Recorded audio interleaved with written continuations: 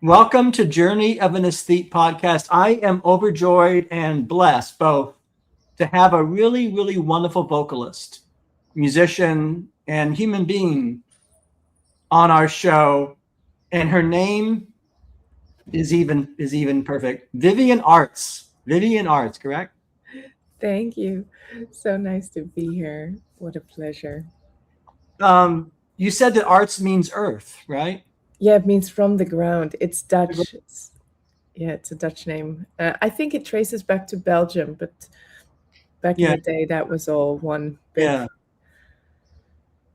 I mean, you were basically on the show, I think, because I liked your singing so much, and I liked the feeling and the vibe of what I heard. And you were talking about a tribute to nothingness, And I don't know quite where to begin. Do you want to talk about your life in doing jazz or singing or other things you've done, or just usually sometimes on our shows we do what I call a linear chronology, which under the how it all started. Yeah, except that here's the thing. What I like about linear chronology is that it causes nonlinear things to happen. That's right. Segues. So let's start wherever you're the guest. So start where you want to start or where you want to start. Well, there's this really cool book, and it's The Courage to be Disliked. It's about a Jungian psychologist. And there's this, I'm spacing out on the name. But it basically describes that there's no linear pathway. Life is just a series of dots on the road. And that's right. There's no linear. It's not. I mean, but linear things are moment to moment to moment to moment. I mean, that's we could start from when you were a child, or start from me. Yeah, I was always attracted to the piano. There was a piano in my house. Actually, it was an organ from my grandpa. And I was like, whoa, that's so cool. And just banging on it as a 2-year-old. And my parents at some point, she must be interested, right? And they put me on piano lessons forever. And I was composing songs, but I didn't know it was a thing. And I wrote little lyrics and like, Mom, I wrote a song, and just banging on it. And nobody could teach me. Back in the day, there was, in the Netherlands, there was just conservatory for jazz, or that was very traditional, or for classical music. So I ended up studying. Vivienne, hold that thought. So actually, our backgrounds, even though we're different generations, quite similar, because I grew up partly in Tampa, Florida in the late 70s. And talk about no jazz. It was just classical or nothing. And but in a way, as you know, that turns out to work good for technique. And so, I mean, it's not only bad, but it wasn't really like everything was classical, and all the teachers was always about classical only. Did you feel that when you were in your Yes. Well, after changing a couple of teachers, I found a guy that was amazing, and he was able to, we did Debussy, but we also did some Dave Brubeck transcriptions.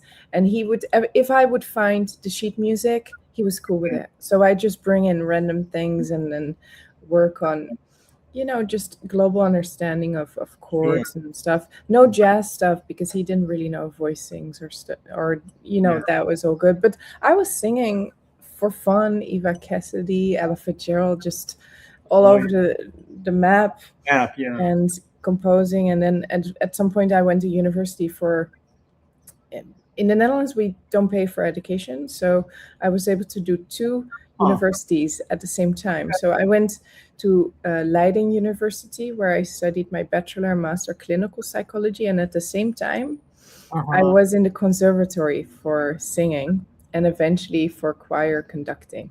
So then I graduated.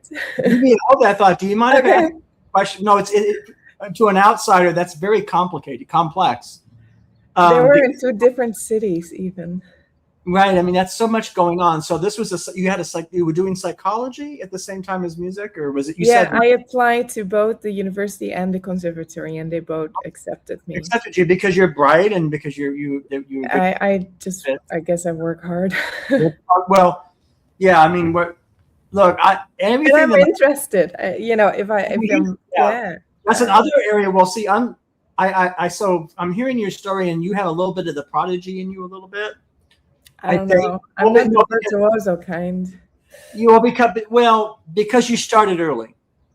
Like you were. So in other words, the stuff you were doing, composing these little tunes, I couldn't do that until I was a teen. Huh. So what I'm saying, it isn't that I started too late. It's that, we all learn things at different times, but you had that kind of immediate 4 years old access to a musical instrument. I didn't have access to a musical instrument that early. So, who knows what. Right. That's right. Yeah. Everybody's story is different. But what I'm saying is interesting psychology and music. I've spoken too much, but keep going because it's. Yeah. So, it was really interesting learning about psychology. I did my master thesis on emotional regulations and music. And then I did also an internship that then hired me. So in the daytime, I became a psychologist, a therapist. And then the evenings, because I graduated as a choir conductor from the conservatory, I was leading 5 choirs in the evenings. Every night a different choir. And then in the weekends, I would perform as a jazz singer. Sometimes even doing my own songs that I then did with my quintet or so. So I was working all the time for a couple of years. And then I'm like, oh, let me just study more. And I hit up Berkeley because Berkeley got me. I went, when was that? 2007. I did a workshop in Italy. And they basically awarded me with a scholarship, but I still had to finish some of my studies. So I'm like, can I hold off on the scholarship and then finish the Netherlands first? And then I worked for a couple of years and I called them, can I still go? So in 2012, I got to Boston fully paid by Fulbright and Berkeley scholarships and all different crowdfunding. I sold a bunch of my records as buy my album. I need to go to Boston. I think I sold 5,000 albums just by hand because I wanted to go to Boston and study more jazz. And that was really amazing. I loved it. Berkeley has been such a good environment for me. Do you mind talking a little bit more kind of in the weeds, as we'd say, or details about what it's like to come from the Netherlands? Well, first of all, to the United States in those years. Again, we're different generations, so I kind of, I came to Boston in 85, totally different time. Sure. I imagine it must be different for you folks because of changes in technology in the world. I mean, when I came to Boston, the Berlin Wall, I mean, it was still a Soviet Union. It was just so, it was just such a different. Everything was so different. I mean, not to overemphasize that. I'm just saying it seems kind of. But something stay the same, like the love of jazz and Berkeley. I mean, but what was it like, just generally, like getting here and how you felt? I mean, well, I jumped in deeply. So I arrived in Boston in 2012, and it was a soft landing because I stayed with. I don't know if you know joecohn. He's this guitar player. He also used to live in Boston. Mm-hmm. He's the son of the saxophone player, alcohn. And they would, his whole house would be full of like jazz people. And his mom was called Marilyn Moore. So he's basically my dad's age, Joe. And he was on tour in the Netherlands in 2011 because for those that don't know, the audiences, alcohn and Zoot Sims. Right. Alcohn and Zoot Sims was one of the great tenor duos. Saxophone. I would go with madness. That's right. I would go with my dad to see them in New York City because my dad lived my family lived part of the year in the Manhattan, which is a whole other. Those are the days we go see alcohn and Zoot Sims. Anyhow, so alcohn. Well, on an off note, did you know that joecohn's babysitter when he was a baby, it was Billieholiday. Oh my goodness. Billieholiday was taking care of Joe at some point because, she was good friends with his mom, who was a singer. I mean, that's just more. And I mean, so that whole household must have been like fascinating. Yeah. But basically, I met Joe in the Netherlands because he was on tour with Peter Beets, this pianist. And so I got along with Joe. Joe even played on my final exam. Conducting exam with my choir, which was funny, very random. And then he said, "Oh, you're going to Boston.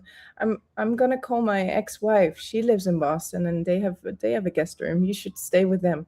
So for a whole year, I stayed with their wonderful family, the ex-wife of Joe. Right. And so that was a soft landing, and I got to study with like amazing teachers. And of course, I missed my family, and I miss sure, dumb things like cheese. The Dutch are very good. Oh, it's amazing cheese. Yeah, you guys do great things with food in the Netherlands. I mean, the little that I know, I don't really know. It's funny. So it sounds like you're really having a very you're coming to Boston, and it sounds like you're doing a lot of great stuff musically. As you said. Yeah. Are you at that time? Are you starting to write your own music and improvise in terms of vocalizing? Yeah, I published the second album in the first year of Berklee because I already wrote those songs before I got to Berklee. So then I just started writing more and being exposed to these like amazing teachers. Berklee by now we have 7,000 students at Berklee. Okay. And we have concert halls, and it's the comparison with the Netherlands. I think at the time it was 2,000 vocalists, but in the Netherlands I only studied at the conservatory with 7 vocalists. Right. And the whole school was 200 people for the conservatory. So they're great, but very small. And Vivienne, did you ever Boston is just a candy store. Well, did you ever cross paths with Dominiqueeade? Yeah, I didn't have lessons with her, but she's amazing. Oh, she's a wonderful. But so I studied comping. Playing singers with her back in 86, 87, and that was so that's not that I'm an expert. I'm gonna take that class. No, but she's really new, and so she was. Let me tell you Dominique's story. She said, tonight, everybody in this vocal class, there's somebody coming to town that you must see. She says, I will pay you to go see her. I will give you, this is a must, and one of the greats, Shirleyhorne. Wow. And so we, as a class, we went and we said, she says, Shirleyhorne's the greatest. So she turned me on to Shirleyhorne. What can I say? I mean, it doesn't get much better. Anyhow, that's my little, but I didn't mean to go on, but it's just, there's an overlap with because you're a vocalist, and that. Yeah, and that's also a big difference where I come from. There's only one jazz club in my hometown. Yeah. And it's not the greats like we were exposed here in New York or in Boston. Every day there's amazing music going on, and even any bar could play some background jazz music. Right. In the Netherlands, that's not the case. You don't hear jazz in the spaces. You hear maybe Dutch pop music or maybe American pop music. But it's not like you walk into a random clothing store or grocery and there's jazz play. It's not possible. It just doesn't happen. So being exposed to an environment where there's music everywhere was really amazing. Hold that thought. When you say it's not possible, I don't quite know. Are you saying that it's just not in the culture, the habit? Yeah, it's not in the culture. Yeah. We didn't really grow up with jazz. Okay. Jazz is really American. That's what makes America great, right? The music. Yeah. That's one of the biggest legacy that America's brought to the world. True, you're right. Yeah. I mean, I would say jazz, and I would say classic Hollywood. Classic and modern Hollywood. The movies. When they were good. When that was kind of. Yeah. That's right. Yeah. I don't know. There's other things. I don't want to go down the rabbit hole of what's American and what's not. But it could. But what I'm saying is, that's really an accomplishment for you to be doing that, doing all that. So you were working at Berklee, or you were? So I applied for the honors track, which is called Global Jazz Institute. So I studied with, like, every week they would bring in Joe Lovano, Dave Liebman, Patti Tucci. They would bring all the big names, and still they do that. So I got exposed to really amazing people, and I was able to learn from them.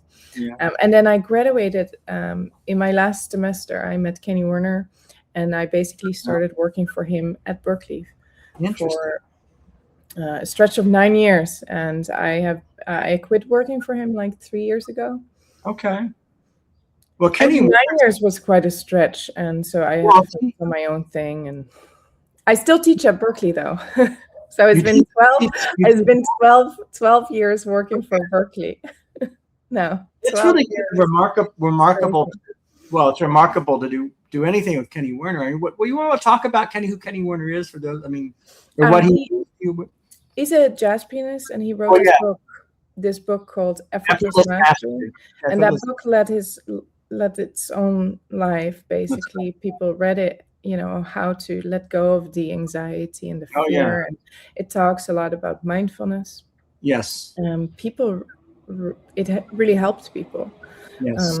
So then during my last semester, it was his first semester being hired as the director of the Performance Wellness Institute. Because Berklee saw that, music students suffer physical and mental pains because they don't feel good enough. They over practice, they are stressed. There's all this mental and physical pain, right? Yeah. So Berklee got him to become this director of the Performance Wellness Institute, which was basically a meetup group with yoga, body mapping teachers, Alexander Technique, all the psychosomatic classes. Oh, yeah. And then that institute, I became the manager of the project. And basically we grow this institute into credited classes, into a minor, and then reaching out outside of Berklee as well. And it became, the Effortless Mastery Institute. They changed the name. So now it's still Berklee Effortless Mastery Institute. And I've been teaching these classes. But by now, since 9 years was quite a long stretch, I had to just go my own way and work on my own music.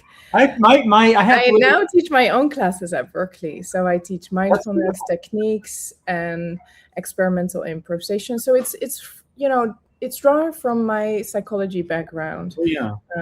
So it's sort of a wider purview of how to be well and how to use your mind in your own favor. That's that's beautiful. I'm going to say a little bit more about KennyWerner because I first met him in the 80s, in 85, and I didn't know. So I'm wondering, had I seen him as an audience member? I think I did. No, actually, I know I did because I'm a big fan of Thad Jones, Mel Lewis, and as you know, he was the piano chair in the Mel Lewis band, right? And so I was kind of excited that he came to visit our high school. He came to visit our high school in Michigan, of all places. Wow! And what we were playing a Thad Jones chart. And he sat down and said, "This is what you do with Thad Jones." You got to imagine. It's like 14, 15. That's my KennyWerner experience. Wow. Later on, my dad's wife was a big Betty Buckley fan. Right. Another one. Yeah, Betty Buckley's a wonderful. Yeah, so she's still around. You know that? Yeah. Does he still work with her at all? Or No. Yeah. Yeah, they don't. Yeah. I think there was a plan, but then something happened. Yeah. Well, things happen. Well, then Toots Thielemans in the 90s. I know he was Toots Thielemans. Pianist. Really wonderful. Really, those are wonderful associations for a musician. The Thad Jones Vanguard Band and the Toots Thielemans and Betty Buckley, and doesn't get. Yeah, he played everywhere.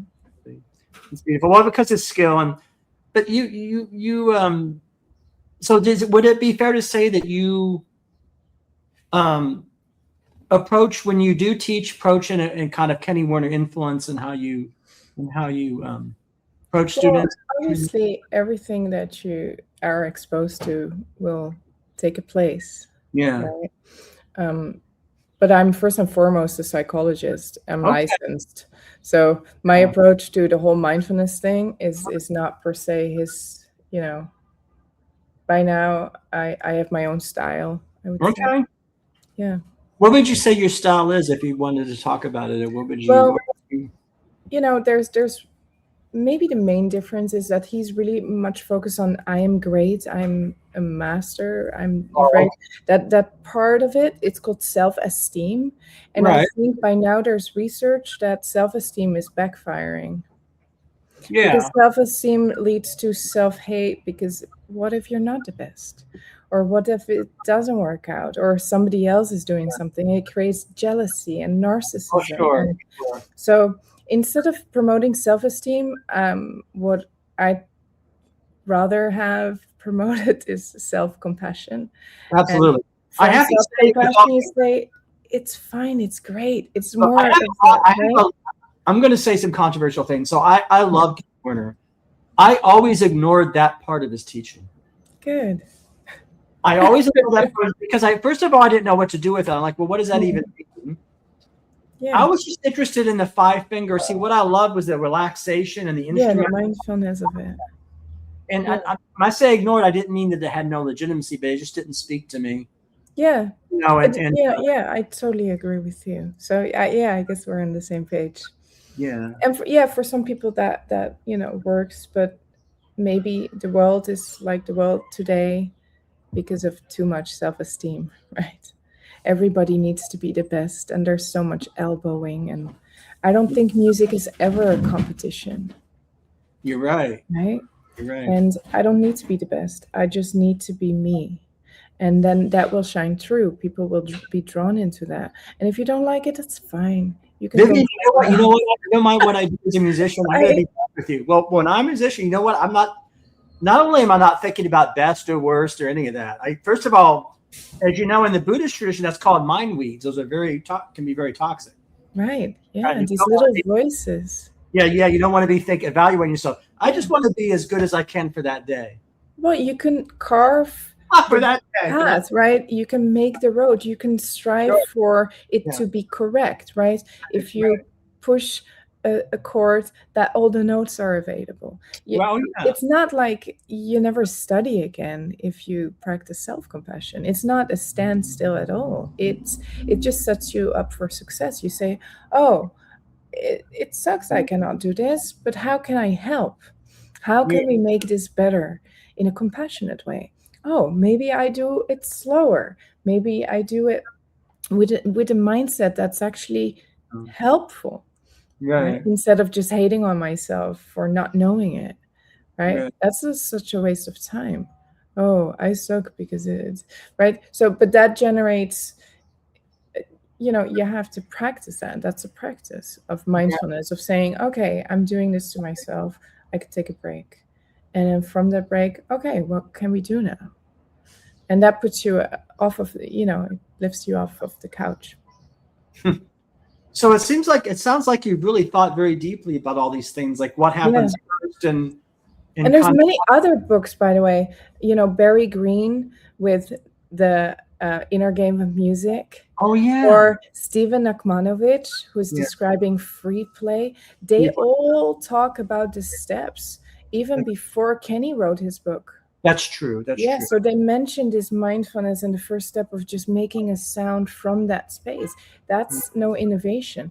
I think what Kenny did, he did innovate, which is connecting the jazz world to this mindset, because that was not heard of in that time.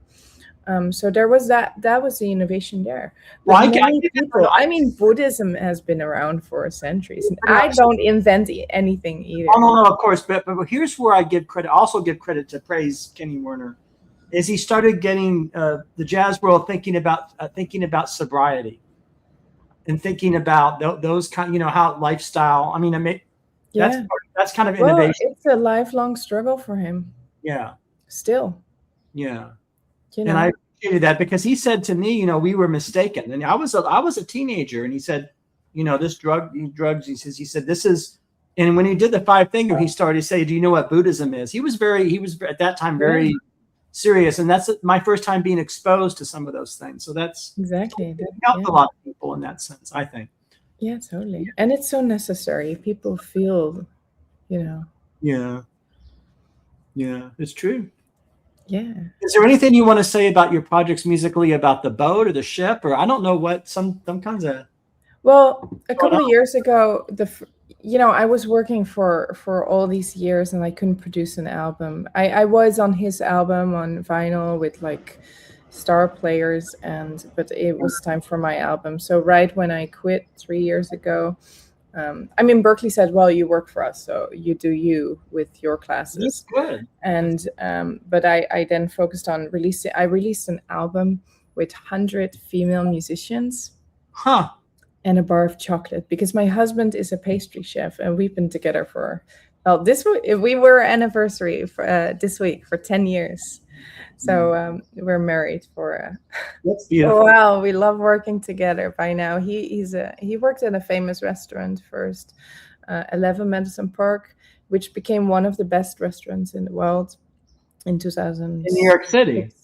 Yeah, I know 3 Michelin stars. So basically after that, we just found out we love to work together. So we created experimental pastry paintings like Jackson Pollock you could eat, but with sounds. So he would throw chocolate, cake, cream, it would become a painting, an edible dessert painting, and I would make sound. And basically that led us to do world's biggest pastry painting in Germany for 1,500 people, which was a lot of chocolate and cake and cream and stuff. And then I was working with Florian Weber. Maybe you know him too, jazz pianist. He's on ECM, and he worked with Lee Konitz a lot. So I love Florian Weber's playing. And so we did the collaboration for that big pastry painting. And we done more gigs in the past. I also played with Lee Konitz and him in the Netherlands. I brought them there. Florian Weber, I mean, amazing pianist. And then so that pastry painting, music, improvisation led us to become ambassadors for the chocolate brands from Europe. And they are good for the people because they pay the farmers a living wage, which is 2.5 times higher than fair trade. Then they plant a tree for every bar sold because cacao trees need shade. And these trees grow into the forest, and there's no monoplantation, right? It's all in the jungle, and they plant extra trees to regenerate the forest. So they're good for the people, good for the nature, and they're amazing quality. So we work with this brand, and then I learned about one of these bars. They have different locations near Ecuador. They're in Peru, Mexico, Colombia. There are different places. But this bar in particular is made in Congo. In Virunga State Park, where there's uranium and gold, and people kill each other for it. But now there's 1,500 female cacao farmers. Okay. A collective, and they make this chocolate. They get paid for it, and they can put their kids into school. And they're carbon negative, climate positive. So, and I was like, wow, I want to support this project and just put the chocolate bar with my album. So if you buy my album, you get a bar chocolate with it. And that way we support them for real, right? And I wanted to go, but it was like super dangerous. It was Ebola, then it was Corona, then it was militia, and now the news is not good either. So it was impossible to go, but I found this lady from the BBC radio, and she was there, and she gave me all the interviews.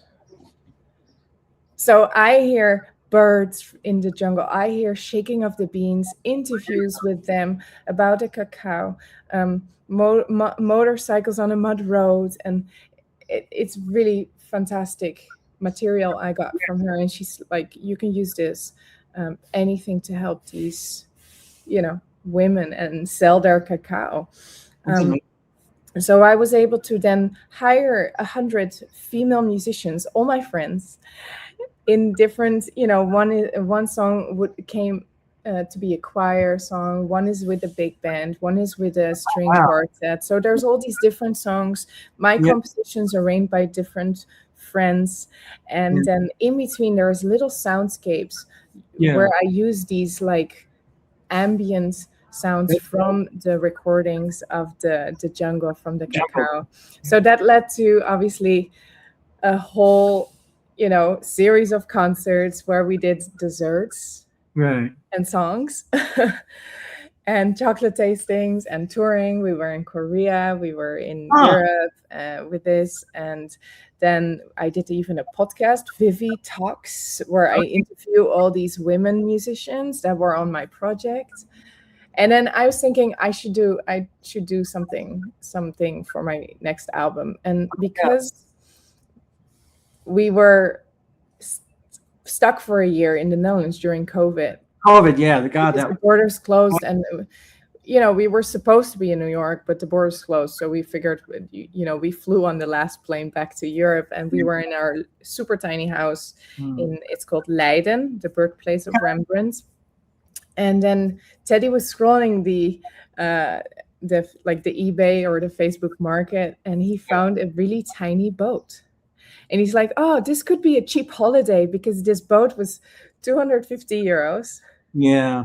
But, it's old wood and you need to do work. And there's no house on the boat. And I'm like, okay, well, a hotel room is generally more expensive than 250. So he's like, we can sleep on this. And I'm like, yeah, whatever. So, but we actually ended up going on tour with the boats, just sleeping under the stars or under the tent that we built on the boom. And in the Netherlands, there's so much water infrastructure. You can just go everywhere. You can go to the supermarket. You can buy the coffee straight on the water.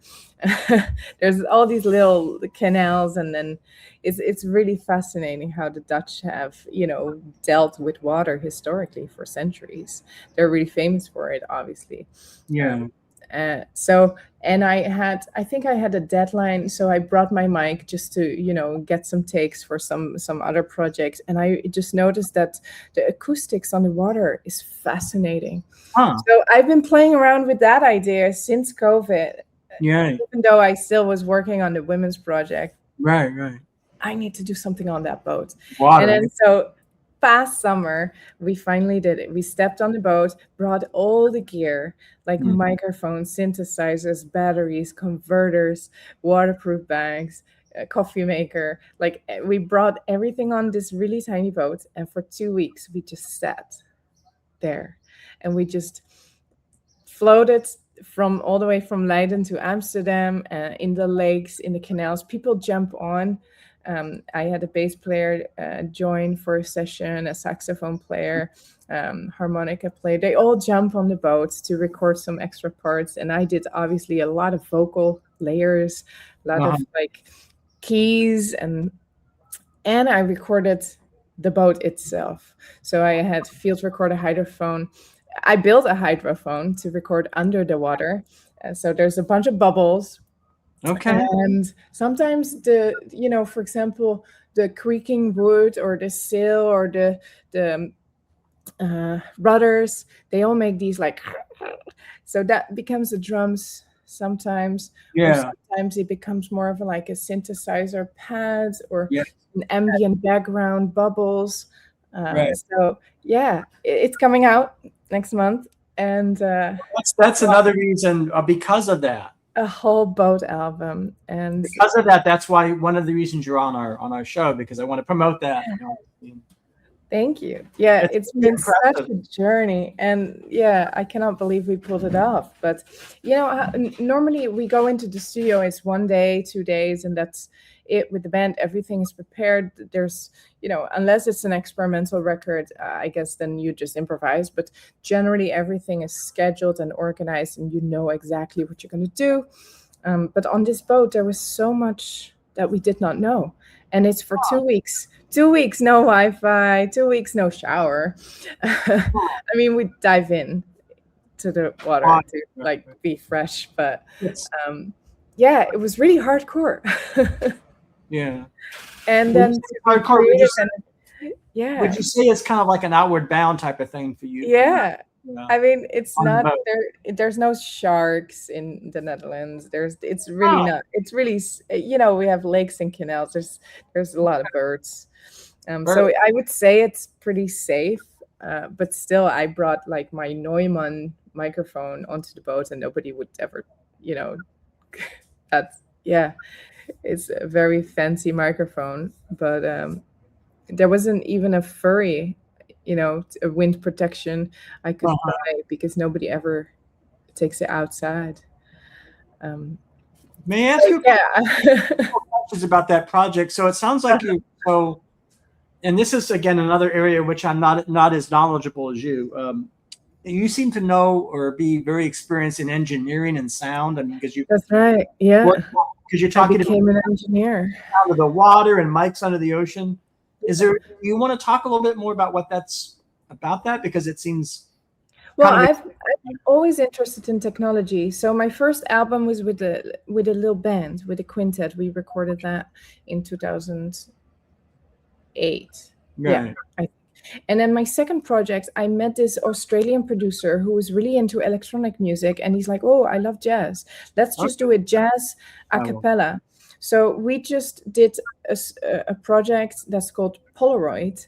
And it's me being super young, but layering sometimes like 40 voices on top of each other. And we just produced for a week. He was in my place in the Netherlands, and we just like layered. And it became just this a cappella, quirky, jazzy. Yeah, it's cute. Yeah. And after that, I'm like, how am I gonna perform it? So I got into loop stations. So because I don't like to do karaoke, so I want to create live. So I want to just, layer my voice in real time and be able to. And then at some point I got a little synthesizer to create some pads.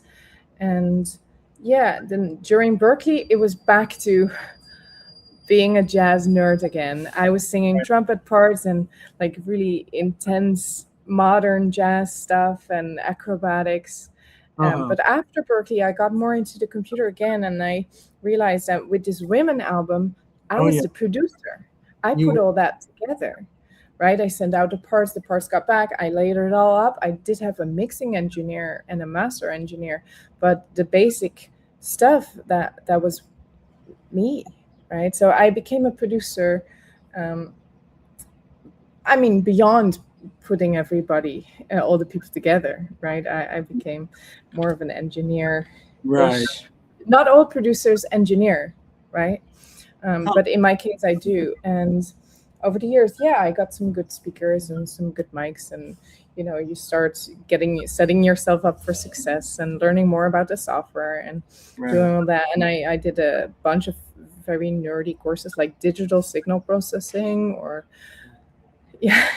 there's like how to make any sound from any sound. That's sort of the course. And I did mixing engineering, master engineering. I took all these courses just for fun. After I was done with Berklee, as a faculty at Berklee, I can actually take classes with Berklee online. So I just chose all the geeky courses that I couldn't take when I was at Berklee myself. I became an engineer, and with this last project, I realized even more, because it was just me and my husband on the boat, and he became the documentary maker. And he was the pastry chef. He's still pastry chef, sure. But now he is the documentary maker. So there will be also a documentary coming out on this project. We have like a 28-minute short documentary, and that is just no talking. It's just the scenery of this insane project. And then it comes with artwork. I don't know. I can even show you. It's there. You have a lot of them. Oh yeah. So this is the front. It's a whole book, front and back, and then you basically open it up. There's some Velcro because it's a package, and there's a liner notes. Vivienne, can I praise you right now? Crazy, right? Look at so. This is the boat. Yeah, that. See?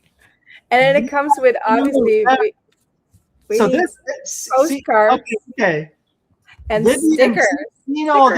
Seeing all this gives me hope for the future. You make something that beautiful. Back to analog. It's all analog camera. So my husband borrowed my dad's old camera, and then so he made all these photos. That's why they're so like dreamy, because of the lens, right? It's no filter. It's just a real camera with a camera. Yeah. I mean, of course, I'm not thinking about it being digital or analog. I'm just thinking, boy, it's so. Yeah, it's a almost like if we make something, we want something that the audience will love and want to treasure. You're basically making something that's not disposable. Something that's around forever. Yeah. So great. This is called Captain's Log. We recycled paper from my last project into new paper. So we handmade paper, and then it became a little wabi-sabi journal with a whole list of the stuff we did. This is all the gear we brought. It's like very tiny, but because it's such a long list of all the tech. And then it comes with the biggest piece in it, which is this folding water map. I don't know if I'm folding it correctly or if it's upside down, but I know you're doing video, so it's it's beautiful. I mean, I the map, and then the back. It's all crazy on the artwork. There will also be vinyl, by the way. Well, it's really. I mean, I can't praise this enough. I mean, this is what we need in our world. I mean, we need you. Aww. So I'm very serious about this because our world, as you know, is tending towards this disposable, kind of things that quick. Everything needs to be quick. Well, disposable, and also, to put it bluntly, ugly. Yeah. Things that are ugly and kind of just, you know. And you're all into the aesthetics, right? That's what I am, and that's true. But you know, and I'm very. I have to say, yes, people say that about me, but I always want to remind them that I'm extremely diverse certainly very diverse in my tastes, more than most folks. So it isn't that I think there's only one type of thing that's beautiful, but you know, you're giving somebody. It's almost you're hearkening back to the albums. You know, the record albums that pulled open. Was that your inspiration of the 70s? You're like, let's give people something. Oh, remember that. It was tangible. It's an experience. Yeah. And now with the phones and stuff, it's just like so fleeting and nobody actually sits down to listen. And once too, I think the music I create is really, you know, you feel the current. I mean, that's the name of the album, right? And you're going with the current and the boat, you feel the boat move. And if you're just on your phone and you're not focused on it, then you don't get it. The full extent of it is really, yeah. I mean, it's to give people that touch of you know, the record albums, the albums, and the and that's also. I mean, that's also for the music. It's the same. I think that because of the music, it deserves the packaging that makes sense to it too. Yeah, packaging, and you know, that's so I'm happy to see that, and I'm gonna get some copies of it, obviously. Yay, awesome. Yeah, there's a limit. Obviously, it's limited edition. We have 500 of them because we put this together ourselves. Because no printer company would do this. So basically, I have a guy in Greenpoint. His name is Solars, and he has like old school printing machines and all the. I mean, like Willy Wonka, but then for printing. Yeah. Right. So that's him, and he's there, and we had the sleeve designed and the water map designed, and then I basically had to put everything together with the stickers and the SAMs and the postcards and putting the full. I spent a whole day in his office to do scoring with this historic machine that makes little dents, so it's easier to fold. So one by one, they went through the scoring machine and you push them through. And there's a special technique. It was fascinating. He held this stack of papers and he's just like, and then all the papers line up like, so he can put them one by one in this machine. It was fascinating. I'm like, wow. And he's like, 35 years in this business. You know, he's a star. That's true, yeah. 35 years in the business. Of course, he knows how to. Well, yeah. I mean, that's kind of the paper. It was fascinating, right? It's really handcrafted, and it matches everything about this project, right? Sitting on the boat, really producing, and I like the computer. It's not like I don't. It doesn't have to be all analog. I'm for microphones and cables and interface, all those things that. Yeah. But for creation, we're you gotta. We're using our humanity. Well, certainly humanity. Did you want to talk a little bit, because you are a therapist and a psychologist as well as a musician, and probably other things we haven't even, I get the sense that you have you're so prolific. I get the sense you have things we haven't even discussed that you've done. I don't know. Do you want to talk about the relationship between listening to music, as you said, emotional regulation, and your work as a therapist? Is there anything that comes to your mind? I know it's a very large topic, but well, I never worked as a music therapist. I just worked as a therapist where I dealt with clients in the Netherlands. Okay. Some of them had depression or burnout or anxiety. I did some couples treatments, and so it was a private practice, and whatever they had, they just entered the practice and we'll deal with it a certain way. And it was I really loved that work. Okay. And then at Berkeley, I use the psychology background, so in my coaching, obviously, and also in my teaching, the mindfulness stuff. And what we notice is that once you really get the mindfulness stuff, trickling in, and it becomes part of what you do, then you listen differently. Yeah. I mean, going to the conservatory or to music school will make you listen different, right? Instead of really enjoying it, some of my students are just like analyzing it now. Are they still taking it all in? Or sometimes you cannot even listen to music because you're so worried about something else that's totally unrelated. That is true. Right? So taking the time with anything, to just sit and sit with it and have it come into you. And that inspires you too. My brain is always drifting off, and that's fine, right? It's not like we have endless stillness, but it's about taking that step and just having it for a moment, right? Keep remembering to be here now. And if you do that as a practice, it becomes easier and easier. And it's like, oh, I'm here now. And now I'm here. And you're always here, right? So it becomes a practice, and that's with listening too. It's that's why I don't put out like the singles. That there's a lot of people now, they just put a single every month and they publish just songs. But I love the album, because one song leads to another song, and it's a whole journey. And that's the last album too. It's a whole journey. Right? The other thing I want to praise your album for is that it's an album. In other words, so related to my comments earlier about giving people something for their buck, or is there's actually an artistic concept of the entire work of art, so that the songs are, as you said, they're not isolated songs, they're not MPs. There's an album there. There's a whole concept. Yeah, they flowed into each other.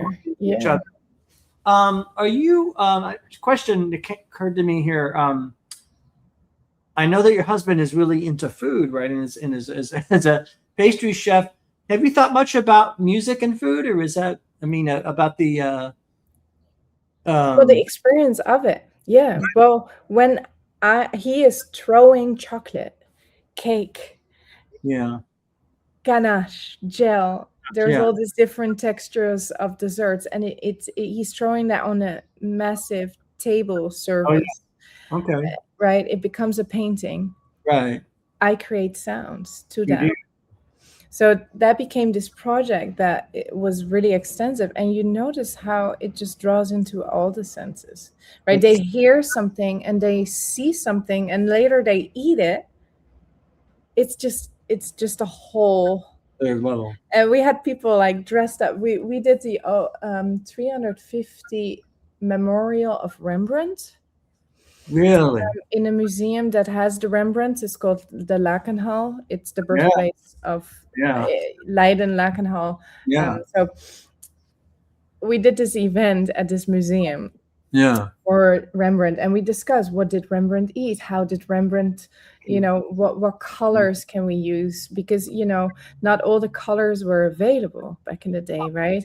There was, the blue was really rare. for example. But also chocolate was not invented yet. Yeah, that's right. As we know it, right? There was cacao, but there's no chocolate yet in Rembrandt's time. So he probably had raw cacao, which is also an experience, right? But so there was discussions about what did Rembrandt listen to? Maybe some Handel or right? Yeah, and yeah, it was really cool to conceptualize that show. And then we got there in the museum, we did these shows, and there were really like proper people, right?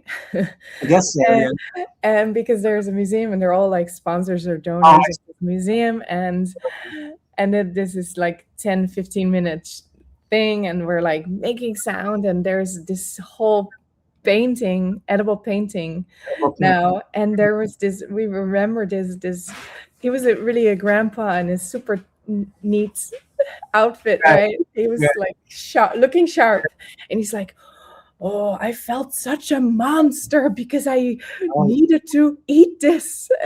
He felt so improper because it was really for him all the feelings. He basically, he was told to behave properly, and then now he felt like he was free for a moment, right? Yeah, that's reading artwork. He felt so. It was funny. Well, that's gonna go right into my I don't know if it's my last question or I'm not really sure, but I was introduced to you through the concept of nothingness. Right. Couldn't we all use a little bit? Do you want to talk about what nothingness means to you in that song? I don't know. It's just something that. Yes. So isn't it? I think the world needs nothing. And actually, I heard David Lynch say this. And David Lynch is then talking about the Beatles. That's true. And that's the famous song, Nothing's Gonna Change My World. That's right, yeah. They talk about the concept of nothing. And I've been teaching that for over 10 years. Okay. Mindfulness, nothingness, how to just be empty. And it just came to me. Nothing needs the world. It's nothing. Quiet in your heart. Right? It's this stillness that the world needs. If everybody practiced a little bit more of mindfulness or self-compassion, it would be a better world. People would be kinder because they would just be okay with themselves instead of more and better. And I think it'd be. Do you want to talk about what you used the phrase, I think 3 times in this episode, self-compassion? Yeah. Do you want to talk about what it means? Not only what it means, but what its virtues are, if you put it there, what's good about it? Yeah. Well, self-compassion is basically embracing yourself, like becoming your own best friend. And that is not narcissistic at all. It's just saying, it's okay. I am here. Being in that moment. So self-compassion is self-kindness. But also to everybody and everything around you. Okay, yeah. Well, we're always in an environment. There's an environment here. There's you on the screen with the headphones on, and the paintings behind you, and there's all my crap over here, and there's there's an environment, and so that's true. You have to. Yeah. So practicing self-compassion is a process where you just take a breath. And for a moment, become a body instead of a mind. And just get rid of the thoughts for a second. Maybe not forever, but for a second, you take a break from all the judgments and thoughts you might have.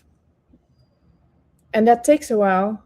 Maybe, but you can take one breath, and that's a practice. Right? You can keep it simple and short, and, that's a start. If everybody would just take one breath, right?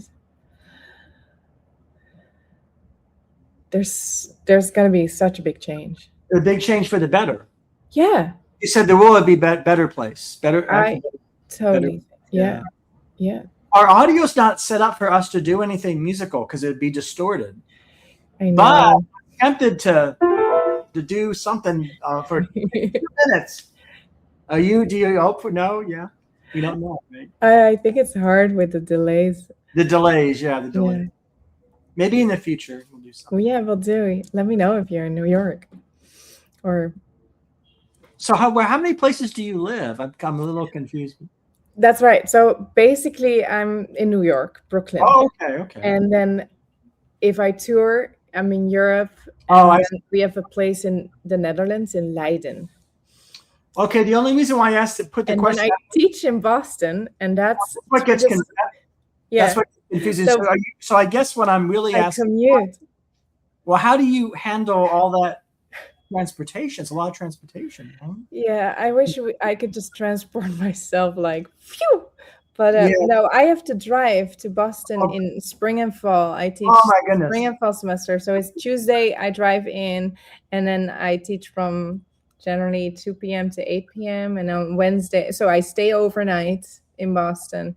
And then on Wednesday, it's like 9 a.m. till 8 p.m. and then drive back. So it's 2 full days of teaching. And the rest of the week, so it's Boston for like Tuesday, Wednesday, and then the rest of the week I'm in New York, or I'm I guess for a gig somewhere else. I guess, and then summers is Europe generally.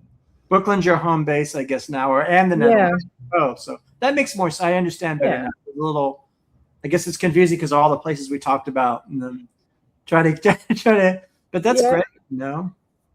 Yeah, I think we live small because we travel so much, and that's right. It's fine. Yeah, as long as I, know where I have to be, when I have to be. For the gig, right? For the gig. Yeah. Hey, Vivienne, before we conclude, because even good things come to an end, as I always like to say, like this, is there anything you want to say that you think is the most important thing and that comes into your mind right now? Like anything that comes out? Oh, I don't know. I love everybody. If anybody's interested, they can obviously connect with you or with me. Yes. And, maybe they can practice a little more kindness to themselves. Thank you. Right? Absolutely. Vivienne Aerts, thank you. And there's no better thing to be said for today. Awesome. Thank you so much. Such a pleasure to be here. Very much so.